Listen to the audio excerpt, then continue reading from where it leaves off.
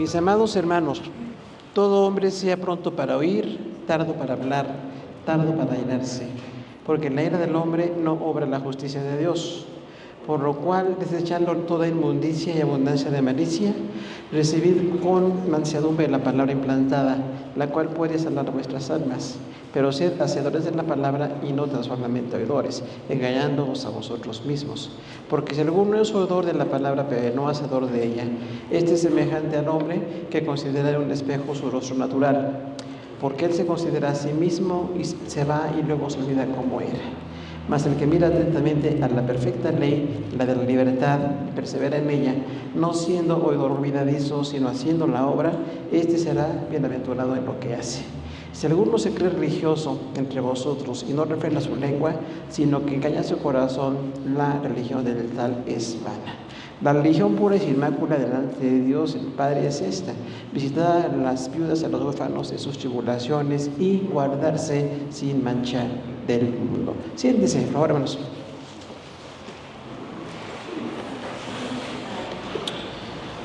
Bueno, pues Santiago tiene una serie de aportaciones en cuanto a la fe, de una manera muy práctica, porque habla del compromiso de que la fe sea evidente, que no nada más pensemos que decir que creemos en Dios es como muy interno, como muy propio, pero los demás no lo notan.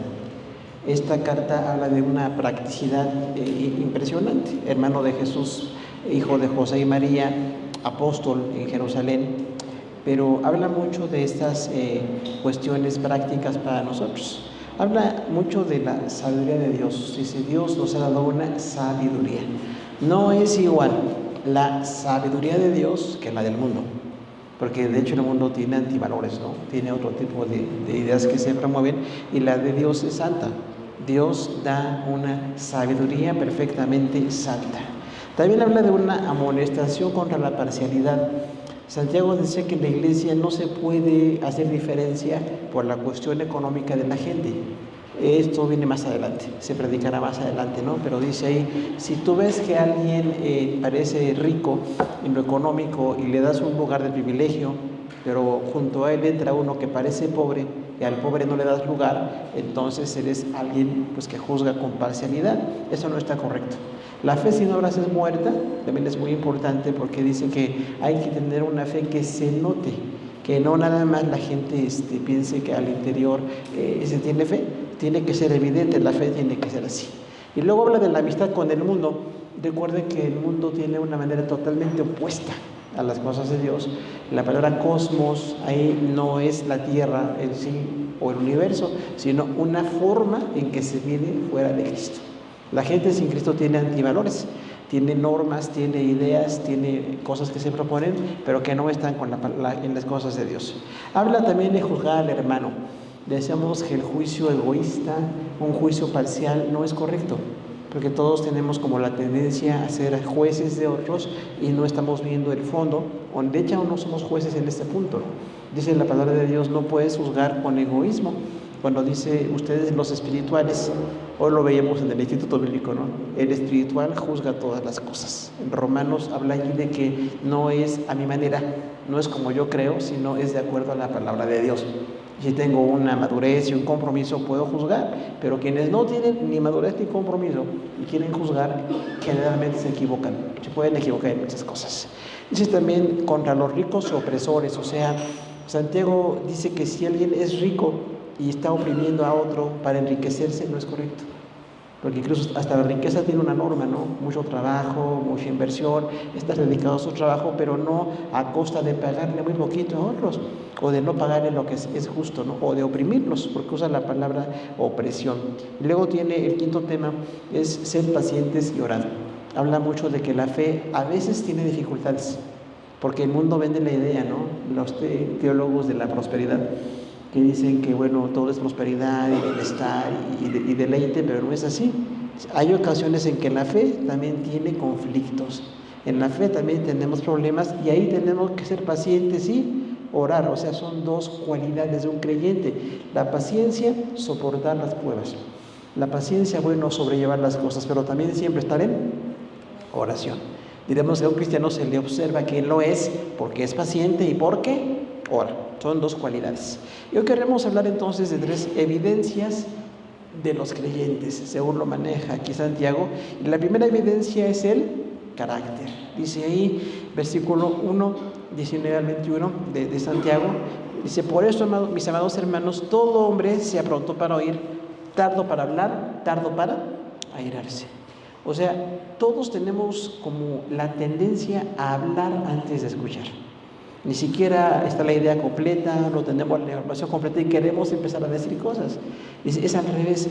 Todo hombre, habla aquí de creyentes, tiene que ser pronto para oír. ¿Qué tal si hacemos una práctica de ver qué tanto escucho a los demás? Antes de querer ser sentencioso o decirles, les voy a escuchar.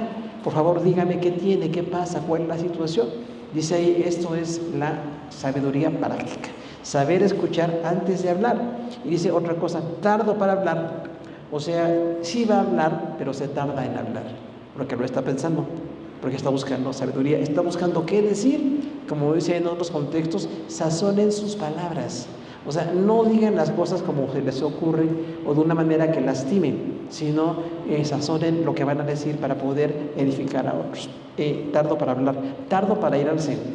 O sea, sí nos podemos enojar por muchas cosas que nos parecen injustas, pero hay que tardar.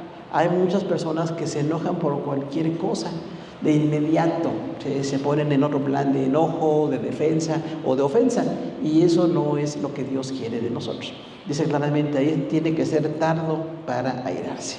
Y luego dice la razón, versículo 20, muy común, muy conocido, porque la ira del hombre no obra la justicia de Dios.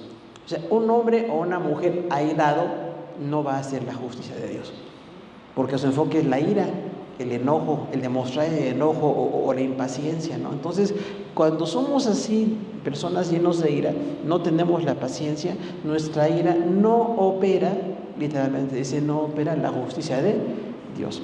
La ira es expresar lo que me enoja, pero no estoy dando lugar a lo que Dios quiere en esa persona. Posiblemente situaciones que nos parecen inaceptables, que es algo incorrecto, Dios tenemos un proceso de revisar las cosas, Dios nos muestra que no siempre es tan malo como nos parece, sino que a veces las cosas suceden como Dios quiere. Y una cosa importante, yo voy a obrar la justicia de Dios. ¿Cómo soy justo con los demás? Dándoles lo que Dios les ha designado. No puedo quitarle a otro lo que Dios le ha dado. Y hay mucha gente que a los demás les quita y se vuelve injusto. Luego habló también de la santidad, versículo 21, por lo cual, desechando toda malicia y toda abundancia de inmundicia, reciban con mansedumbre la palabra implantada, la cual puede sanar vuestras almas. Recuerden, la Biblia propone cosas que hay que quitar y hay cosas que poner. No nada más es quitar, porque si quitas la ira, quita el enojo, el hablar pronto, pero en lugar de esto puedes cambiar las cosas y tienes que desechar toda malicia. ¿Qué es la inmundicia? Lo sucio. La palabra inmundo es muy, muy sucio. Dice, desecha lo inmundo, porque el mundo está lleno de inmundicia, ¿se da cuenta? Se proponen cosas muy sucias como si fueran buenas, cosas que incluso pues son muy, muy malas, pero son populares. O a la gente le gusta. Entonces dice, tú tienes que desechar toda inmundicia. Tenemos entonces que revisar que lo que vemos, hacemos o escuchamos o tenemos como práctica de vida, hay que ver qué es justo delante de Dios y qué es inmundicia, porque todos tenemos un corazón muy inmundo. Recuerde que dice, porque el corazón del hombre es vano, no lo conocerás. Ahora, no habla del corazón como órgano, habla de la tendencia que tenemos a la maldad. Todos nacemos desde Adán y Eva con la tendencia a lo malo, naturaleza pecaminosa, ¿no? Entonces a veces nos gusta lo inmundo, lo sucio, y tenemos que dejar que Dios nos haga quitar lo inmundo, y en lugar de lo inmundo venga lo santo, ¿no? Y luego dice la abundancia de malicia. Malicia es como una actitud de dañar. Malicia es tener una actitud de sacar ventaja, de lastimar, de lesionar, de hacerle daño a otro, y eso es malicia. Así es opuesto a la benignidad. La benignidad es hacer bien y la malicia es hacer mal. Y muchas personas tenemos la facilidad de hacer mal. Y dice entonces cómo podemos llegar a cambiar nuestro carácter con una actitud hacia su palabra. Reciban con mansedumbre la palabra implantada. Manso es controlado, no es débil. Porque muchos piensan que manso es alguien débil y no. Manso es así como las bestias que se controlan enseñándoles algo mejor, y aunque son fuertes, se controlan. Decimos, este animal es manso. Bueno, las personas en Cristo tenemos que crecer en mansedumbre, porque hay ocasiones en que no queremos algo y nos rebelamos o nos violentamos. Y dice, no, reciban con mansedumbre la palabra implantada. La palabra es la palabra de Dios. Implantada habla de que se siembra. Recuerde que hay muchas ilustraciones de la palabra de Dios. Es como una torre, es revelación, es muchas cosas la palabra, no, es fuente de vida, pero también habla de implantarla en nuestro corazón. Entonces tenemos que estar muy atentos a la palabra de Dios. De hecho, no basta con el domingo nada más escuchar o estar en las cosas de Dios. Todos los días, aunque tengamos escuela, trabajo, actividades muy diversas, todos los días hay que buscar algo de la palabra de Dios. Posiblemente leerla o escucharla, ¿no? Ahora que hay tantos medios, bueno, hay que escuchar algo de la palabra de Dios, porque no es suficiente que nada más un día a la semana escuchemos. Dice, bueno, la palabra implantada, escúchenla, la cual puede salvar vuestras almas. La palabra es para salvación. Entonces ahí tenemos que recordar, hermano, que no es mi interés personal, no es lo que yo creo que debe ser, es lo que Dios quiere para mi alma. De hecho, nuestra alma está en las manos de Dios. Pero a veces somos muy necios en cuanto al alma y dejamos que entren cosas que no están bien. Recuerde que la palabra alma es intelecto, sentimientos y voluntad. Entonces somos inteligentes, pero mi inteligencia tiene que ser tocada por Dios, no mi inteligencia egoísta o destructora, la inteligencia que Dios quiere. Y también mis sentimientos. Muchas personas tenemos sentimientos positivos y sentimientos negativos. Tenemos que ir trabajando más en lo positivo e ir desechando los sentimientos negativos. Y dice, esta palabra implantada que se siembra en ustedes puede salvar sus almas. O sea, esta palabra es para la salvación de mi alma. Tengo la necesidad de estar en la vida eterna, tengo necesidad de cambiar en esas cosas. Entonces esto nos lleva a algunos compromisos como creyentes. Para empezar, ¿qué tal si antes de hablar escuchamos? Porque hay algunos que tenemos la idea de hablar y hablar y hablar. ¿Sabe que las cosas se dicen una o dos veces? Una vez, lo muy importante, 2 veces para reforzar. Pero hay quienes dicen las cosas 6, 7, 8, 9, 10, 11, hasta 20 veces. Por favor, cuente las veces cuando diga algo. ¿Habla usted suficiente o se está excediendo? Porque quienes hablan y hablan y hablan, cansan. Y de hecho se pierde audiencia, se pierde la atención e incluso hasta el tiempo, ¿no? Por eso siempre decimos, tengo que ver qué voy a decir lo más importante. Esto es importantísimo y lo digo. Lo muy, muy trascendental lo refuerzo 2 veces. Y las cosas no trascendentales pueden decirse una sola vez. Pero hay personas que sí repiten mucho, ¿no? Son muy reiterativos, decimos, ¿no? Entonces hay que decir las cosas rápido y conciso. Hace muchos años, algunos de mi edad recuerdan a Jacobo Saludowski, ¿verdad? Pues, comentarista de Televisa, tenía a Lolita Ayala.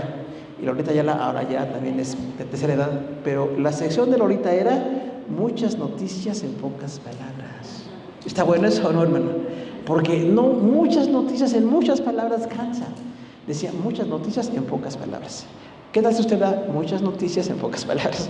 O mucha información en pocas palabras, o peticiones, o lo que sea, y él no está repitiendo tanto las cosas, incluso hasta quienes escriben, los que hoy tienen mensajes de texto, veo el texto, ya me lo dijo una vez, pero lo leo 2, 3, 4, hasta 12 igual, ¿no? 14 o 15, ¿para qué repite? Si ya lo dijo, ¿no? Basta con decir las cosas suficientes. El hablar es un arte dado por Dios y hay que usarlo con sabiduría. Dice que la ira humana no obra la justicia de Dios. Entonces, cuando yo estoy muy enojado, voy a revisar la ira. Sí puedo enojarme, pero no llegar a un punto de lastimar a nadie más. No empezar a ofender, mucho menos a golpear o lastimar. La ira está allí, como dice, está bien que te aires, pero no peques. Entonces tengo que manejar la ira, porque algunos somos esclavos de la ira. Tenemos ataques de ira, no somos muy iracundos y tenemos que aprender a cambiar esto. ¿Qué tal si en vez de ira ponemos amabilidad? O ponemos el fruto del Espíritu Santo, ¿no? En vez de la ira que siempre estoy demostrando, voy a dejar que Dios haga algo muy importante, que es cambiar mi actitud. Recuerden, todo esto es carácter. Y luego cuando dice, despójense de todo lo sucio, es importantísimo porque estamos en un mundo que mueve todas las cosas sucias. El mundo vende la inmundicia como algo muy, muy valioso. Las cosas de mala idea, de mal origen, que ofenden mucho, parecen muy atrayentes en el mundo. Y sin embargo, en Cristo yo tengo que desechar toda inmundicia y toda abundancia de malicia. Entonces, todo lo que es sucio delante de Dios, tengo que trabajar con ello. Tengo que orar, no soy perfecto, tengo que revisar mis pensamientos, mis motivaciones. ¿Qué tal las motivaciones, hermano? Porque hay mucha gente que hace cosas como con buena motivación, pero no es cierto. En el fondo la motivación no es buena. Entonces tenemos que ver nuestras motivaciones que sean de santidad, que sean en el orden de Dios y que sean de acuerdo a lo que Dios ha planteado. Porque a veces algunos somos muy maliciosos, ¿no? Pensamos mal o tenemos otras ideas y venimos a un mundo lleno de malicia. Desde muy pequeñitos oímos la malicia como algo bueno. Que no se burlen de ti, tú demuestra lo que quieres, tú pides lo que quieres, tú exige, tú hazte valer, tú eres muy importante. Y todo eso son antivalores en la palabra de Dios. Dice que entonces la palabra sembrada en mi corazón puede salvar mi alma. Entonces esta palabra la voy a buscar. No nada más alguna ocasión que me predicaron o cuando vengo a la iglesia o estoy en una reunión cristiana, sino que todos los días voy a escuchar la palabra. Porque estamos saturados del mundo. El mundo nos satura con información, con antivalores y tenemos que revisar. Voy a ver la palabra implantada porque esta sí puede salvar mi alma. Entonces voy a ver qué dice la palabra de Dios. En cuanto a sentimientos, relaciones, circunstancias o cualquier cosa, lo voy a pasar por el filtro de la palabra de Dios. Si está bien en la palabra de Dios, lo puedo practicar o lo puedo creer. Pero si la palabra de Dios dice que esto es malo, de hecho un buen creyente se da cuenta, ¿no? Que va a madurar y dice, esto que yo pensaba que era bueno, ya me di cuenta que no es tan bueno.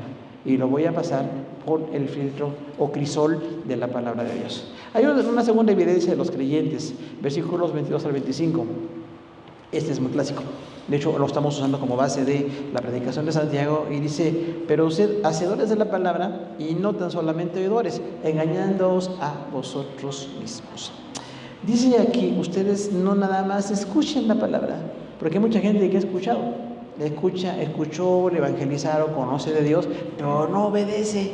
Si ya escuché de santidad, de amor, de verdad, y no obedezco, soy un oidor nada más y no un hacedor.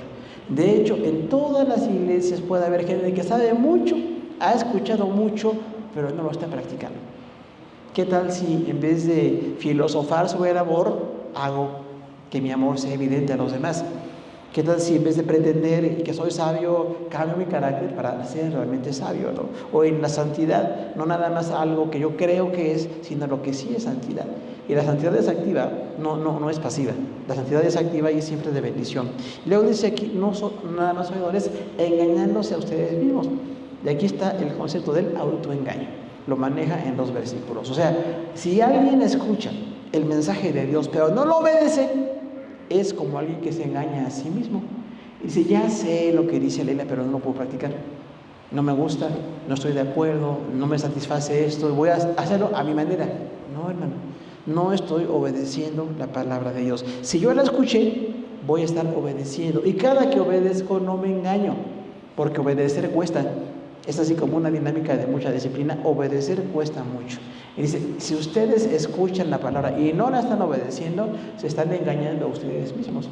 Sería muy bueno que cada quien revisemos cada día en nuestra vida qué tal estoy siendo alguien que practica la palabra. No nada más la conocí o la escuché, sino la palabra me está cambiando. Mi conducta tiene que cambiar con la palabra de Dios. Luego dice del oidor, versículo 23, porque si alguno es oidor de la palabra y no hacedor de ella, este es semejante a un hombre que considera en un espejo su rostro natural. O sea, el que oye y no practica es alguien que no se está fijando en lo importante. Y recuerde que los espejos no son los que nosotros hoy tenemos. Los espejos que hoy tenemos tienen muy poco tiempo. En ese tiempo eran espejos de metales pulidos, muy pulidos, y se veía más o menos la imagen. Por eso decía, no es clara la imagen en el espejo de ese tiempo. De manera que si tú te ves a ti mismo, te vas a equivocar. Porque te ves de manera egoísta, te ves de una manera muy engañosa y no es correcto. Dice, entonces no es clara la imagen de las gentes en aquel tiempo de los espejos. Dice, entonces igual, si yo soy oidor y no hacedor, soy alguien que se está engañando a mí mismo. No tengo la imagen clara o completa y me estoy engañando. Porque dice, esta persona ve su rostro natural y luego se olvida cómo era. ¿Por qué? Porque ni siquiera lo vio bien. Entonces tengo que ver claramente mi carácter, mis motivaciones, todo lo que está en mi vida y lo voy a comparar con la palabra de Dios.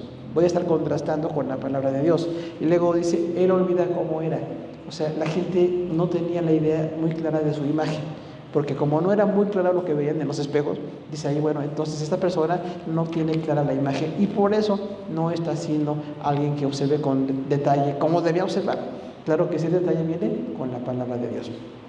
Versículo 25.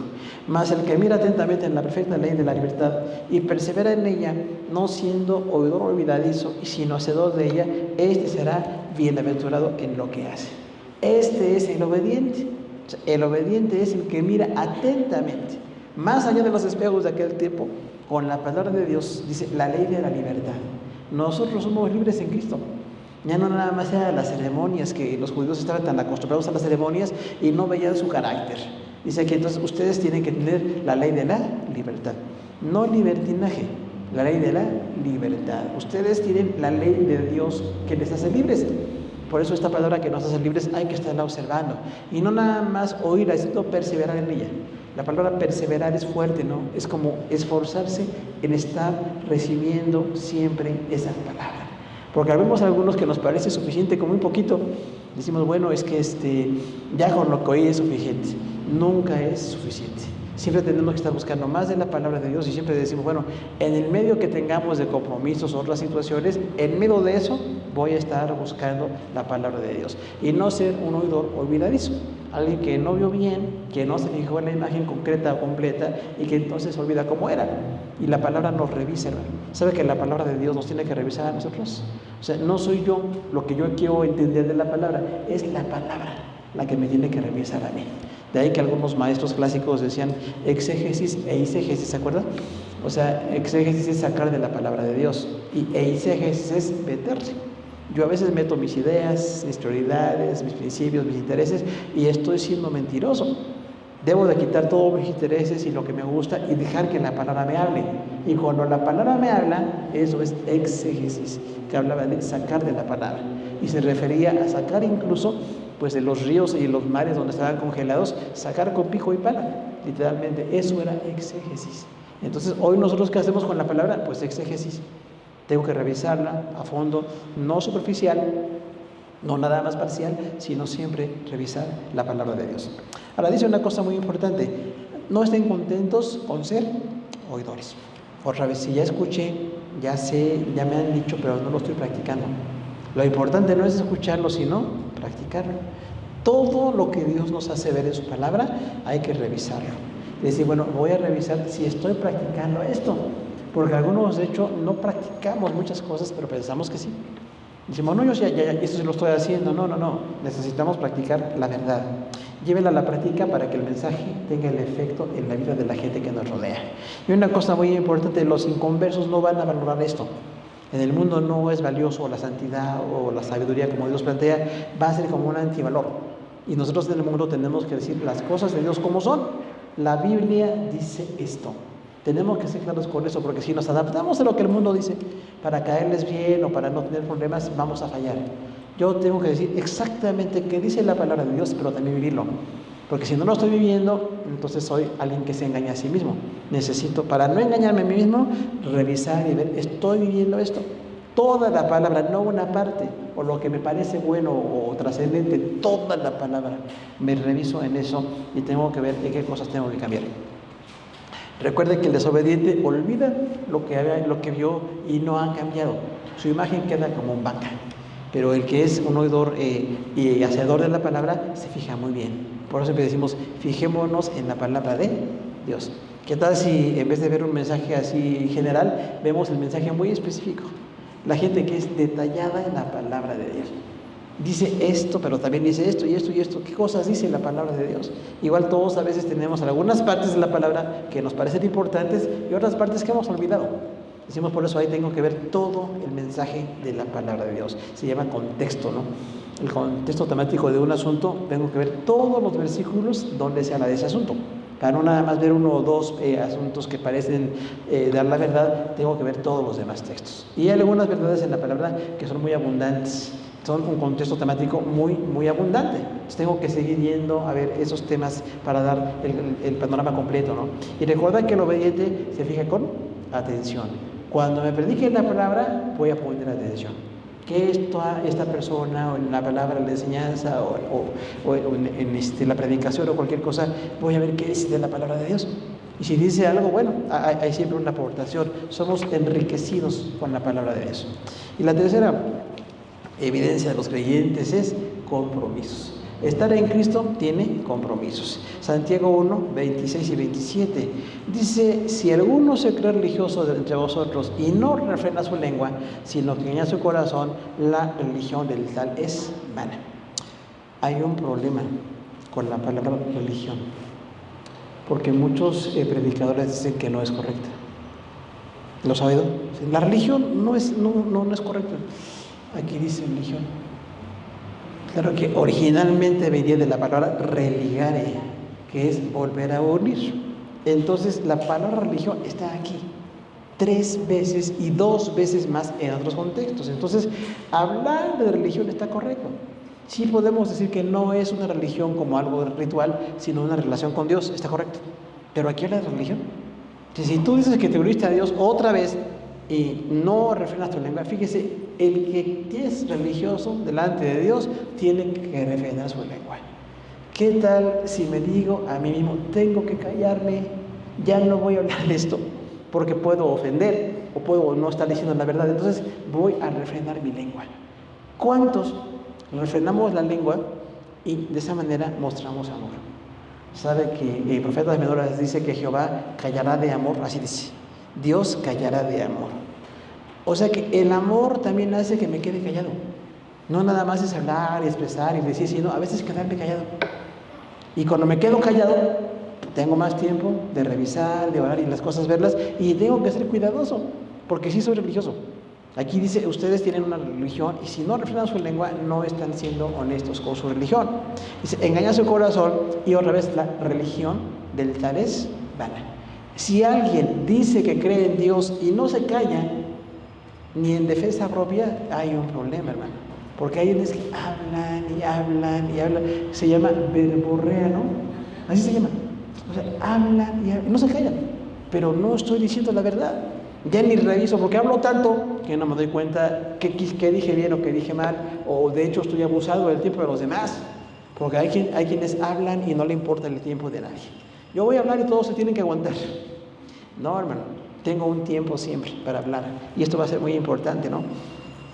Hace muchos años hubo un ministerio, todavía existe, se llama Comibam, es Comisión Misionera Iberoamericana.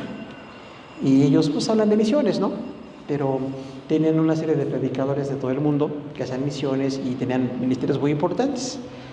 Pero dentro de lo que se hacía, nos tocó ver algunos videos y algunas presentaciones. Fuimos a algún congreso aquí, mi esposa y yo éramos jóvenes, porque éramos jóvenes, éramos jóvenes, pero bueno. Y allí en ese congreso le decían a la gente, hermano, tú tienes para hablar tantos minutos. ¿Cuántos? Tantos. O sea, no es lo que tú creas o lo que tú sientes, es lo que te están diciendo. Y decían, bueno, había ahí un foco, aquí me pusieron en algunos, no sé si sepan lo mismo, pero había un foco verde. ¿Qué quiere decir verde? Tienes tiempo. Amarillo. Te quedan 5 minutos. ¿Cuántos? Y rojo, ya te pasaste. ¿Habrá gente que se pasa, hermano? ¿Sabe qué hizo alguien? No le importó. Vio los focos y siguió predicando. La pena es que tuvo que venir un director de Comibam a decirle, hermano, ya te estás pasando el tiempo. Por favor, ¿te puedes bajar? Hermano, qué vergüenza, ¿no? Pero hay gente que no es puntual. El impuntual tiene muchos problemas porque no le importa el tiempo de los demás. Por eso siempre decimos en la iglesia, empezamos a tal hora, no esperamos a nadie. Porque como Dios no llega y ya está aquí, no esperamos a nadie. Entonces, falta fulano, pues llegó tarde. ¿Y sabe qué? Se la pierde, porque debíamos llegar puntuales. Hay quienes llegan tarde. Igual si tengo un tiempo para enseñar o predicar, pero me paso, ya no es correcto. Por eso dice la palabra de Dios, tengan que ser cuidadosos con lo que hablan. Y no refrenen lo que hablan, o la ira, o las cosas. Vean cómo hablan. Y es muy importante ver el tiempo. Por eso siempre decimos, ¿cuántos minutos tengo, hermano? ¿Sabe que ese reloj es mataideas? ¿Para qué cree que está ahí? Para que el predicador no diga, se me olvidó, hermano, yo me emocioné, me movió el espíritu y no, hombre, me pasé 2 horas. Lo vamos a mandar a Comibam, que bueno, fue en Brasil, no puedo mandarlo. Pero, hermano, es importante el tiempo de los demás. ¿Cuánto tiempo puede la persona escucharme? Mi tiempo depende de lo que la persona pueda escuchar, ¿verdad? Y no es como yo crea, porque algunas iglesias dicen, es que el espíritu te mueve. El espíritu no es el espíritu, es la persona y el desorden. Tenemos que ver cuánto tiempo, y si ya me acaba el tiempo, ¿qué hago? Me tengo que bajar, porque de otra manera, hermanos, sí abusamos mucho de eso, ¿no? Entonces tenemos que ver el tiempo y estar trabajando con un reloj. ¿A qué hora voy a acabar de exponer o predicar o lo que sea? Y muchas veces no digo todo lo que tengo que decir. Hay muchos versículos que se quedan ahí, o partes de aplicaciones que ya no, porque ya llegó la hora. ¿Creen que es bueno que llegue la hora, hermano, o no? ¿O le damos libertad al espíritu? Bueno, usted me dirá. Luego nos peleamos si quiere. Ahora, dice el 27. La religión de esta persona es entonces atender a las personas que tienen necesidades. O sea, si yo digo que tengo una relación con Dios o religión, es como trato a los demás. Hacer misericordia. No es de poses, porque mucha gente tiene poses religiosas. De hecho, sabe que hay gente que levanta la mano y cree que con eso, ay Señor, te alabo. Está bien, levantar la mano, pero no es todo. Sin embargo, a lo mejor si levanto la mano, pero no tengo el corazón en Dios, pues no estoy haciendo lo correcto, ¿no? O si tengo una necesidad cerca y no veo cómo satisfacerla, pero me siento espiritual. Dice ahí, bueno, tienes que revisar las cosas y tienes que visitar a las personas que están en necesidad. Las viudas, en el contexto de Santiago, eran mujeres que ya no podían trabajar, que no tenían que las atender. Dice, entonces, si tienes viudas en tu iglesia, tienes que ver de qué manera las ayudas con lo económico. La persona es viuda y la persona también huérfana, o sea, los que ya no tenían papás. ¿Cuánta gente lamentablemente ya no tiene papás o esposo o esposa? A esas personas hay que ver cómo les ayudamos. Una religión de verdad es alguien que puede ver quién tiene necesidades. Dice, bueno, si hay una viuda o un huérfano aquí, vamos a ver sus tribulaciones. Y dice, además, los enfermos. ¿Cuánta gente muy enferma no puede trabajar? Y hay quienes no tienen compasión del enfermo, no le dan la oportunidad o no extienden la misericordia con ellos, porque todos nos vamos a enfermar, definitivo. Entonces es muy importante tener misericordia con esas personas y guardarse sin mancha del mundo, o sea, vivir en santidad. ¿El mundo mancha, hermanos, o no? Porque ahí dice, guárdense sin mancha del mundo. El mundo tiene muchos antivalores, muchos engaños, muchas cosas que se venden, muchas cosas que son pecado abiertamente, y sin embargo a veces como que ya no estamos muy conscientes de ello. Por eso dice aquí, bueno, si tú ves algo que es inmundo, pecaminoso, tienes que enfrentarlo y guardarte de eso, para que tengas la bendición de que las cosas funcionen correctamente. Ahora, ¿cómo soy en cuanto a Cristo en mi fe? Si soy genuino, la palabra me tiene que estar cambiando. La palabra me tiene que estar modificando conductas.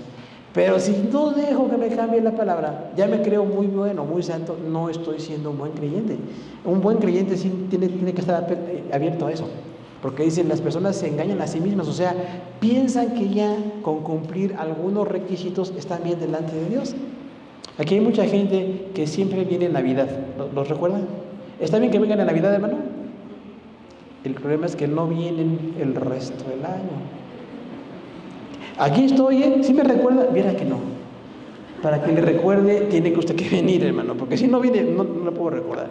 Que el Espíritu me revele quién es, pues no, tampoco. Menos. Y hermano, hay muchas personas que de esa manera creen que cumplen. O en Semana Santa, ¿no? Que hay dramas muy lindos y cosas muy bonitas. Ay, hermano, qué bonito, me gustó. ¿Y los demás días qué? No se presenta, no le interesa nada. En un tiempo aquí presentamos a muchísimos niños, hermano. La gente venía, ¿y sabe por qué? Porque en el medio religioso a los 3 años los confirman. Entonces, cuando vienen niños de 3 años, vienen aquí, porque aquí es gratis. ¿Ya? Dice, hermano, preséntame al niño, sí, pero tiene usted que venir. Y dice, ahí luego le digo, sí vamos a venir, pero presente al niño. Presentamos no sé cuántos, hermano. Sin embargo, desde que se les presenta ya no regresan. Incluso gente que cree que el bautismo les salva, dice, ya me bauticé, ¿y qué? Eso no es nada. Si no estoy comprometido con Dios, y ya bautizado, sí, pero si no está en las cosas de Dios, aunque esté bautizado, ¿no? O incluso las ceremonias, ¿no? Una boda, esas cosas muy lindas, pero después ya no vienen a la iglesia. ¿Le digo quién es? No puedo. Pero los hay. Me llevan al curso, porque saben que aquí damos un curso. Cuando la gente se va a casar, hay un curso de 4 meses, 12 sesiones, me tienen que aguantar la sesión y a ver si se casan o no. Pero después de las clases y todos decían que sí. Y en cuanto se casaron, ya no regresaron. No fueron felices para siempre, se fueron para siempre. Entonces es una cosa un poquito diferente, pero no es igual. Una ceremonia no me hace cristiano, es la fe cotidiana. cada semana, cada día, que la palabra me cambie, que yo esté cambiando las cosas de Dios. Y como creyente voy a cambiar, porque si me creo que estoy muy bien y no estoy cambiando, algo está fallando. Por eso siempre decimos, si la gente cambia, hermano, qué bueno, está evolucionando en la fe. La palabra es metamorfosis. Imagínense metamorfosis. Para que tú cambies en la fe, tienes que tener un proceso de ya no buscar como un gusano arrastrándote, y por la obra del Señor, ahora eres como una mariposa. Ya vuelas, ya estás en otra visión de la vida y tienes otros valores. Bueno, esa palabra metamorfosis, que se usa para los insectos, es la palabra que se usa para nosotros. O sea, yo ya tengo que cambiar. No basta con ir a la iglesia. Ya tengo años en la iglesia. Tampoco es por años, hermano. Es por consagración en las cosas de Dios. Si estoy consagrado, si esta palabra me está cambiando, estoy funcionando bien. Si no estoy cambiando, entonces estoy funcionando mal. 3 evidencias de los creyentes: carácter, obediencia y compromisos. Mi carácter es importantísimo delante de Dios. ¿Cómo Dios cambia mi carácter? La obediencia. Estoy aprendiendo a hacer las cosas como Dios quiere, no como yo creí que eran, sino como Dios dice que son. Eso es obediencia. Y luego también, pues, compromisos. Un creyente tiene compromisos con Dios y también con su iglesia y con su familia y con la sociedad. Si no se compromete, a lo mejor no cumple. Oramos al Señor, hermanos, así como estamos en este momento. Padre, te damos gracias por tu bendición, por la palabra que nos das, que siempre trae vida a nuestras almas. Gracias por cada uno de los que estamos aquí, Señor, a unos pequeñitos que a su nivel reciben este mensaje. Pedimos que les bendigas y que sigan siendo formados en tu palabra.